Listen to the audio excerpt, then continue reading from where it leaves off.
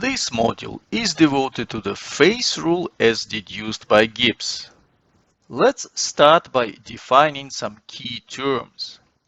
In the context of chemistry, we define a phase as a form of matter that is uniform in both its chemical composition and physical state.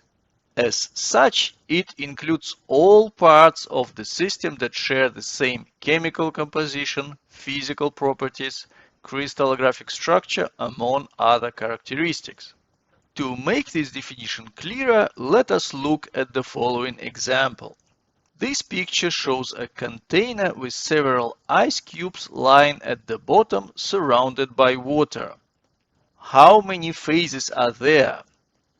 Despite being separated from each other, all ice cubes have the same chemical composition and physical properties, and form one phase. Hence, liquid water and ice constitute two phases in this system. This picture also illustrates that whenever multiple phases are present in a system, there are always boundaries separating them. At these phase boundaries, the properties of matter change abruptly. When classifying phases, the first criterion is their chemical composition.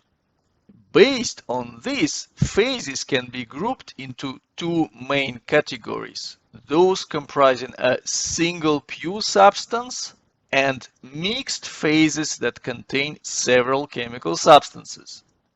The second way to divide phases is by their state of matter as solid, liquid, and gaseous phases. It's important to distinguish between a phase and a state of matter. Under varying conditions such as pressure and temperature, a pure substance can form multiple solid phases. If external conditions change, the atoms or molecules of a substance might rearrange, creating distinct crystallographic structures.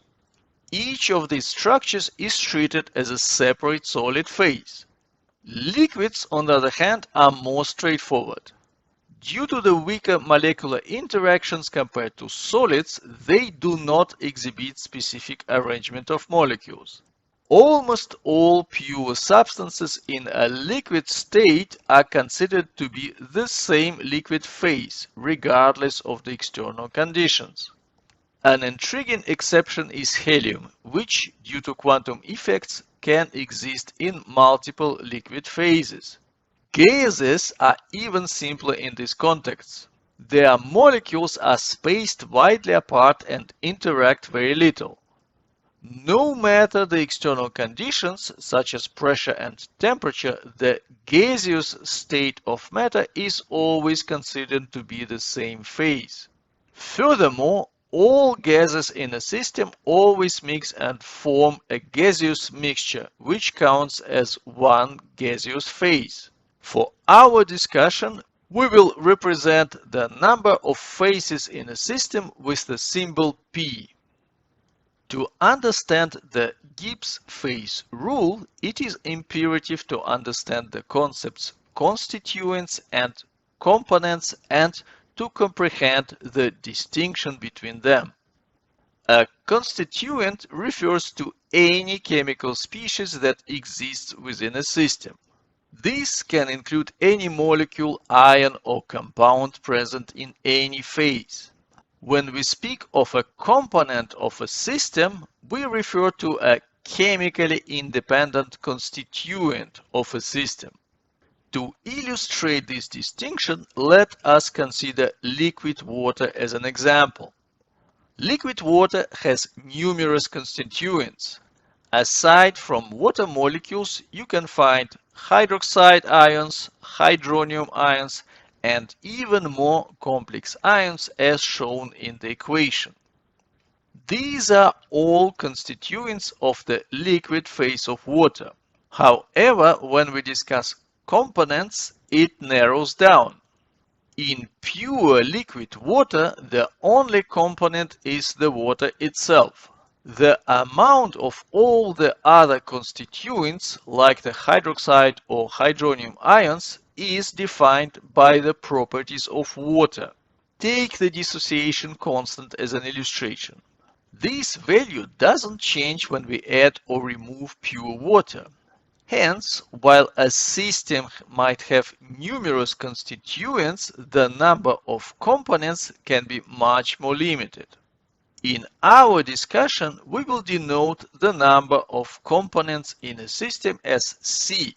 C is the minimum number of types of independent chemical species that are necessary to define the composition of all the phases present in the system.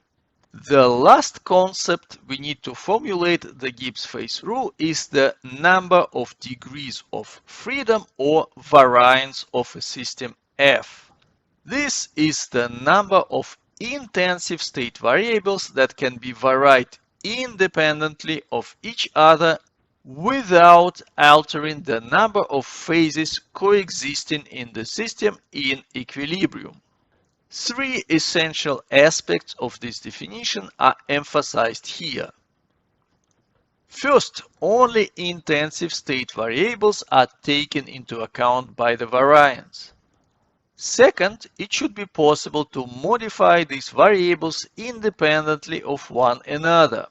Third, after the state of the system has changed by adjusting these variables, the phase equilibrium within the system must remain unaffected. This means that all phases originally present must remain thermodynamically stable in the new state of the system. Now we are ready to formulate the Gibbs phase rule for a system of any composition.